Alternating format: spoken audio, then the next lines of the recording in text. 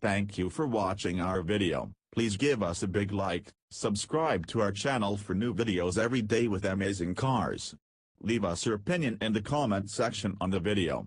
Thank you. The Ford F-150 Raptor is one of the most entertaining vehicles on the market today, as much giddy fun in its element as a sports car is on the track. But it's also surprisingly well-rounded. It is simultaneously a toy, an effective tool for hauling as much as 1,200 pounds or towing up to 8,000, and, with its spacious cabin and cushy ride, a perfectly comfortable, albeit enormous, vehicle for daily use. Given the breadth of its skill set, the Raptor is also something of a bargain, starting at just $51,415. Now imagine it at a slightly smaller scale. Actually, you don't have to. The Ranger, Ford's dormant midsize pickup, will relaunch in the US next year, but ahead of the start of sales, Ford introduced the Ranger Raptor in Bangkok, Thailand. A step-for-step downsizing of the F-150 version. The newest Raptor isn't yet confirmed for sale here, but Ford would be foolish not to bring this brute stateside.Chassis. As with the F-150 Raptor, its Ranger-based sibling is built for high-speed off-road work. That means a long travel suspension and Fox internal bypass dampers. The latter pieces ramp up damping force at the extremes of compression and rebound, improving control during acute suspension events.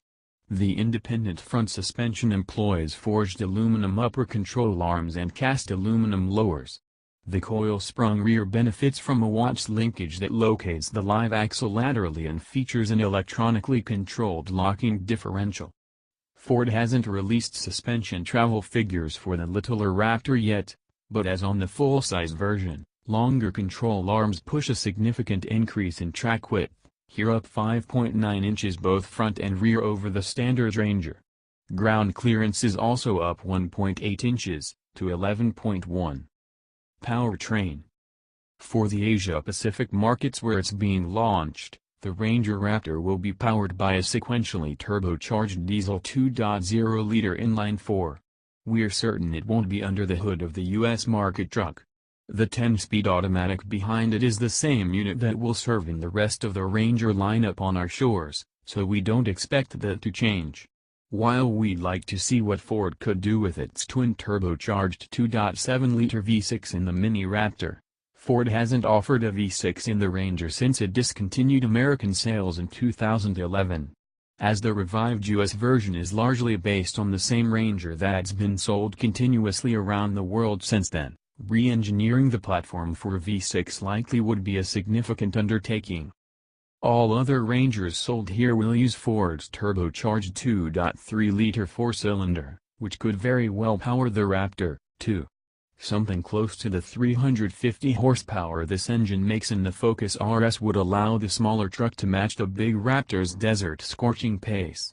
The brand that put versions of the same V6 in its $450,000 plus GT supercar and the most boisterous, badass pickup on the market seems unlikely to have many quibbles regarding cylinder count in, well, anything. Styling. There's not a lot of fresh thinking apparent in the modifications Ford made to the Ranger's styling, but we're not complaining. The puffed-out fenders and block letter grille look just as gnarly on the Ranger as they do on the F-150. And here, as on the bigger truck, Ford's designers didn't even try to integrate the headlamps and taillamps into the bulging bodywork.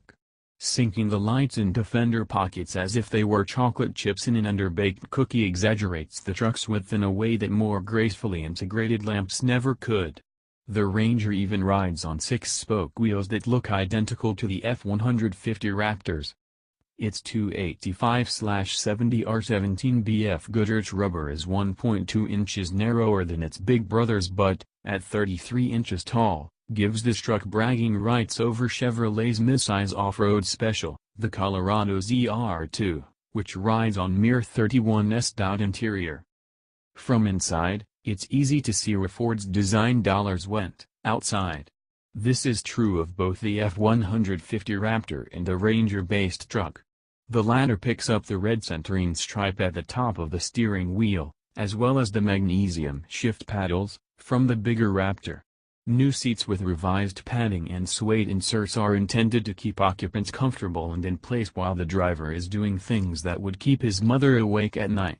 Perhaps the blue contrast stitching and Raptor embroidery in the seat backs, just like in the you-know-what, could convince her that this is all just an aesthetic exercise. Housekeeping. Officially, Ford isn't going to sell the Ranger Raptor in the US. Officially, it's not selling it here, either. Also officially, the spokesminions say Ford is currently focused on launching the regular Ranger, which will go on sale in early 2019. But there's little doubt that Raptor Jr. would kill on our shores. The mid-size truck class is going strong, with the General Motors Twins, the Chevrolet Colorado and the GMC Canyon, combining for more than 145,000 sales in each of the last 2 years. In its heyday, the Ranger regularly surpassed 200,000 units a year and hit a high of nearly 350,000 in 1999. And while Ford won't quote volumes for the F-150 Raptor, sales have increased every year the truck has been on sale. At the Ranger Raptor's unveiling in Bangkok, Ford's global performance vehicle chief engineer, Jamal Hamidi, was quoted by Australian website drive.com.au as calling Raptors a slam dunk for the US. We figure the Ranger Raptor will be here in 2021 or 22. And we're as giddy as anyone. Thank you for watching our video. Please give us a big like, subscribe to our channel for new videos every day with amazing cars. Leave us your opinion in the comment section on the video. Thank you.